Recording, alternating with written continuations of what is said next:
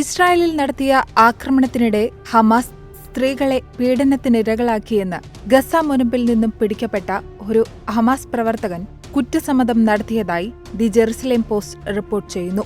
Israel സർക്കാർ ഉടമസ്ഥതയിലുള്ള പ്രസിദ്ധീകരണമായ can ഉദ്ധരിച്ചാണ് the Jerusalem പോസ്റ്റിന്റെ റിപ്പോർട്ട് വന്നിരിക്കുന്നത്.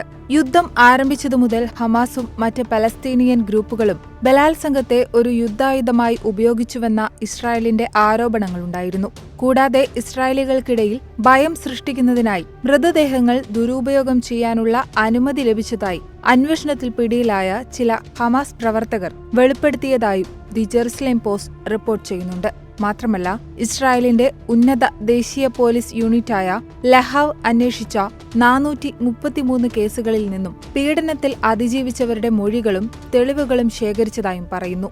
മാത്രമല്ല, ഒക്ടോബർ 7 നടന്ന ഹമാസ് ആക്രമണങ്ങളിൽ നിന്ന് ഉയർന്ന പീഡന ആരോപണങ്ങളിന്മേൽ ന്യൂയോർക്ക് ടൈംസ് നടത്തിയ ചില അന്വേഷണ റിപ്പോർട്ടിൽ ഈ സാക്ഷികളുടെ വിവരണങ്ങളും ചേർത്തിട്ടുണ്ട്. തെക്കൻ ഇസ്രായേലിലെ മ്യൂസിക് ഇവന്റ് നടന്ന സ്ഥലത്ത് കാണാതായ സുഹൃത്തിനെ തിരയുന്ന ഒരു സ്ത്രീ ഒക്ടോബർ 8 പുലർച്ചെ ചിത്രീകരിച്ച ഒരു വീഡിയോയിൽ ശരീരമാകെ വികൃതമാക്കപ്പെട്ട നിലയിൽ ഒരു സ്ത്രീയുടെ മൃതദേഹം കണ്ടിരുന്നു. ഇത് പിന്നീട് ഗാൽ അബ്ദുഷ് എന്ന 34-കാരിയുടേതാണെന്നും തിരിച്ചറിഞ്ഞു. മൃതദേഹത്തിന്റെ വസ്ത്രം കീറിയിരുന്നു, മുഖം വികൃതമാക്കപ്പെട്ടിരുന്നു, കാലുകൾ വിരിഞ്ഞുമാണ് കിടന്നത്. ബലാത്സംഗം നടന്നുവെന്നതിന്റെ ലക്ഷണങ്ങൾ വീഡിയോയിൽ കാണാമെന്ന് റിപ്പോർട്ട് വിവരിക്കുന്നു. എങ്കിലും ന്യൂയോർക്ക് ടൈംസ് പ്രസിദ്ധീകരിച്ച അന്വേഷണാത്മക റിപ്പോർട്ടിൽ ചില സാക്ഷി വിവരണങ്ങൾ അവ്യക്തമാണെന്നും വിശ്വാസയോഗ്യമല്ലെന്നും വിമർശനങ്ങളുണ്ട്. അതിലൊന്നാണ് റിപ്പോർട്ടിൽ പറയുന്ന റാസ് കോഹൻ എന്നയാളുടേത്. റാസ് കോഹനും സുഹൃത്തും ഒക്ടോബർ 7 നടന്ന ആക്രമണത്തെ അതിജീവിച്ചവരാണ്.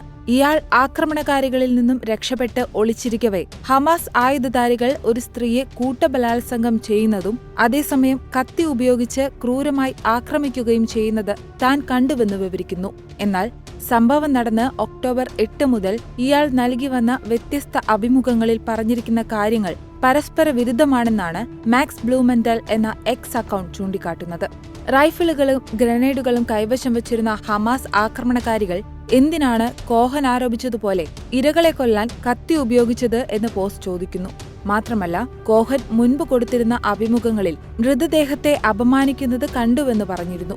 എന്നാൽ ടൈംസിനോട് സംസാരിക്കുമ്പോൾ എന്തുകൊണ്ടാണ് കോഹൻ ഈ ആരോപണം ഒഴിവാക്കിയതെന്നും പോസ്റ്റിൽ ചോദ്യമുണ്ട്. കൂടാതെ ഒക്ടോബർ 11 ABC-യിലെ അഭിമുഖത്തിൽ ധാരാളം പെൺകുട്ടികളെ ബലാത്സംഗം ചെയ്യുന്നത് താൻ കണ്ടതായി അദ്ദേഹം പരാമർശിച്ചത് എങ്ങനെയാണ് ടൈംസിന്റെ അഭിമുഖത്തിൽ ഒരു സ്ത്രീയെ മാത്രമാക്കി ചുരുക്കിയതെന്നും വിമർശനമുണ്ട്.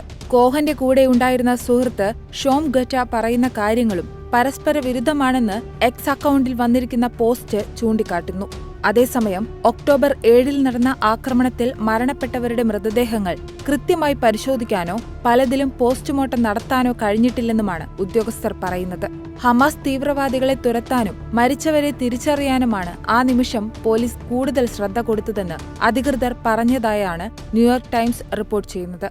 കൂടാതെ യഹൂദ പാരമ്പര്യമനുസരിച്ച് മൃതദേഹങ്ങളോട് കാട്ടുന്ന ആദരവിന്റെ സൂചകമായി വേഗത്തിൽ അടക്കം ചെയ്യുന്നതും പതിവാണ്. ഇതിനിടയിൽ പീഡനത്തിനിരയായവരുടെ തെളിവുകൾ ശേഖരിക്കാനോ രേഖപ്പെടുത്താനോ കഴിഞ്ഞിട്ടില്ല എന്നതും വസ്തുതയാണ്.